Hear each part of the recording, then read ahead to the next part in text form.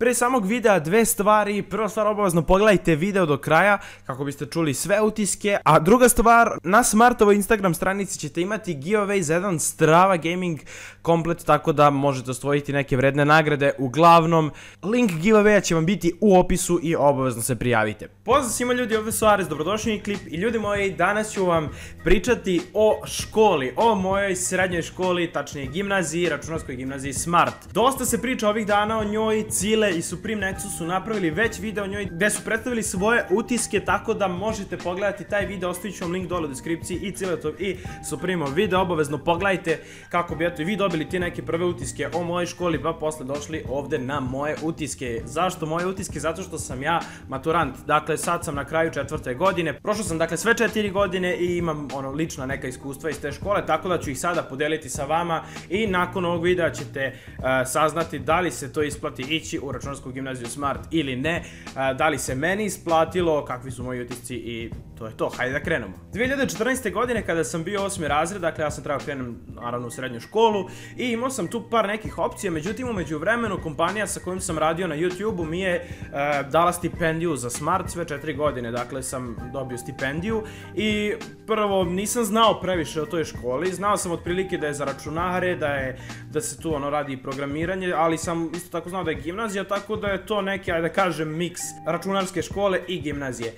I ja sam dobio stipendiju i bilo mi glupo da ne iskoristim, a čuo sam da je dobra škola, tako da sam se odlučio da ću upisati računarsku gimnaziju Smart. Šta je potrebno da biste upisali računarsku gimnaziju Smart? Potrebno je da prođete prijemni ispit iz matematike, potrebno je da prođete test kod školskog psihologa i potrebno je da imate 5 iz vladanja u osnovnoj školi. To je to što je potrebno da biste upisali Smart i da možete početi sa školovanjem. Isto tako da ne zaboravim, u toku su u školi pripreme za prijemni ispit iz matematike u računarskoj gimnaziji Smart, besplatne pripreme, tako da bilo bi super da to iskoristite ako ste 8. razred. Ja ću vam ostaviti link dole za sajt škole i broj telefona na koji možete pozvati se raspitate i za pripreme i za upis u računarsku gimnaziju, tako da obavezno nemojte šta god imate, kakva god pitanja, slobodno pozovite i raspitajte se. Ja sam prošao prijemni ispit iz matematike, prošao sam test kod psihologa, iako čak nemam neko sad preveliko znanje iz matematike, vrlo sam prosečan što se tiče matematike, ali sam dosta dobro navežbao, tako da sam uspeo da prođem i prijemni ispit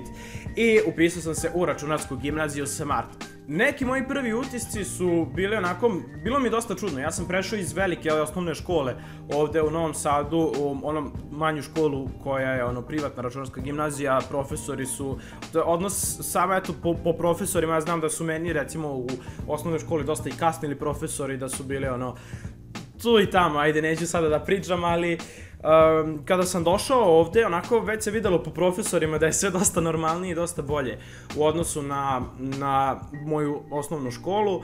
Ono što je meni bilo čudno jeste da je sve moderno, da su škola je obezbeđena elektronskom bravom, ulazite pomoću čipa, dobijate vaš laptop koji ostaje vama na poklon nakon 4 godine završene i sedite na kožnim foteljama, dobijate vaš ranac za laptop i sve onako, ajde da kažem, dosta modernije. Tu su smart table, nemate dakle obične table, imate whiteboard ako baš nešto treba se piše, ali imate i smart table. Sigurno neko od vas imao prilike da ih proba. Uglavnom, eto, to je ono što je meni bilo čudno na početku. Isto tako komunikacija sa profesorima, naravno mimo škole možete obavljati komunikaciju putem maila, imate portal gde posle svakog časa su okačene prezentacije. Što se tiče toga šta smo radili u školi, s obzirom da je ovo gimnazija, dakle učite sve predmete, naravno podjednako, ali ima onako akcenat se daje na računarskim predmetima, na programiranju, na primjeni računara i tako tim predmetima. U suštini, šta je bitno, ovu školu možete upisati iako nemate neku osnovu iz računara preveliku.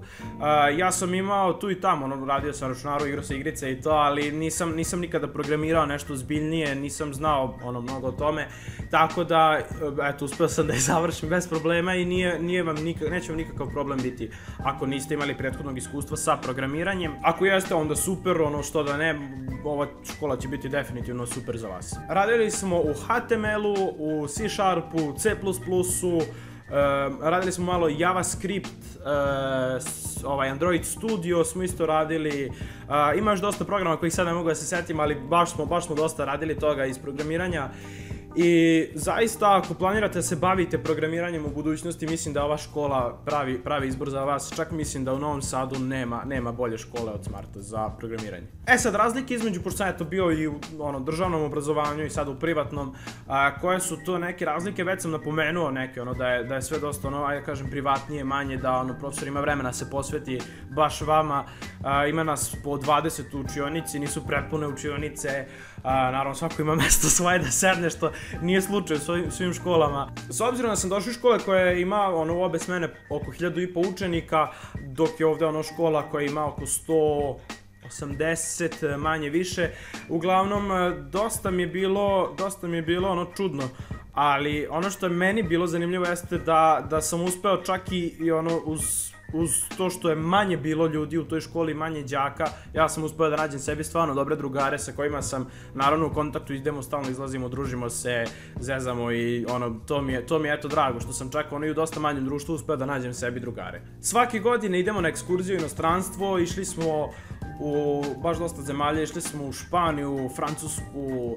Italiju, Češku, bilo je još zemalja, ali uglavnom eto to su neke najzanimljivije. Bude uvek dobar provod, obiđamo sve i svašta, tako da ekskurzija su jedan veliki plus. Isto tako van nastavne aktivnosti imao sam po prvi put prilike u Smartu da igram bubble fudbal, to je vam onaj fudbal kad se uvučete u one ogromne one plastične lopte i onda tako igrate fudbal, možete da se kršite samima, da se krljate, da bude jako zanimljivo. U svakom slučaju, eto, išli smo, ne znam, na kuglanje, na plivanje, na paintball, tako da to je jedan isto veliki plus što nas je škola vodila na sve te van nastavne aktivnosti.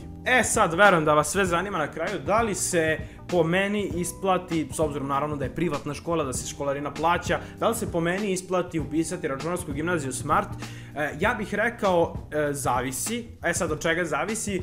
Po meni isplati se upisati računarsku gimnaziju Smart ukoliko imate tih nekih afiniteta prema programiranju, interesuju vas računari, sve vam to deluje, ajde da kažem, zanimljivo, vidite sebe za nekih, ne znam, 5-10 godina kao nekog programera, nekog IT stručnjaka.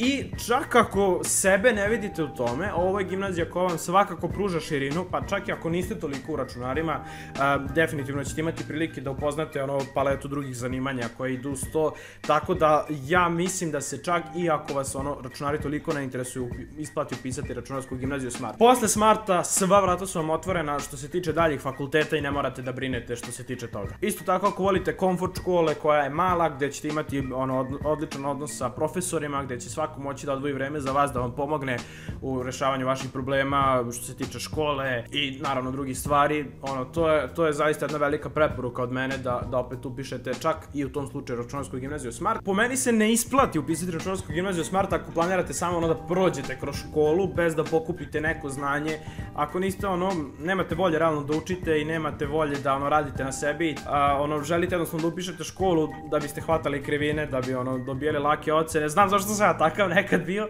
i ja sam želeo da hvatam krivine, ali toga iskreno nema u ovoj školi, radi se, iako zaista nije teška škola, ja kao sasvim prosječan učenik sam je završio bez problema, opet neće vam biti poklonjene ocene, tako da, eto, to je na što treba da obratite pažnju kada upisujete školu. U svakom slučaju, ja bih vas sve pozvao još jednom da pogledajte sajt, dakle, sajt škole dole u deskripciji, imate slike, pogledajte slike obavezno gde smo sve išli, šta smo radili, kako izgleda škola i dole ćete imati broj telefona da obavezno pozovete sve što vas zanima, možete pitati od bilo šta vezano za upis, vezano za školu, vezano za pripreme, još jednom, eto, pripreme su počele još odavno, tako da priključite se, besplatne su, što da ne.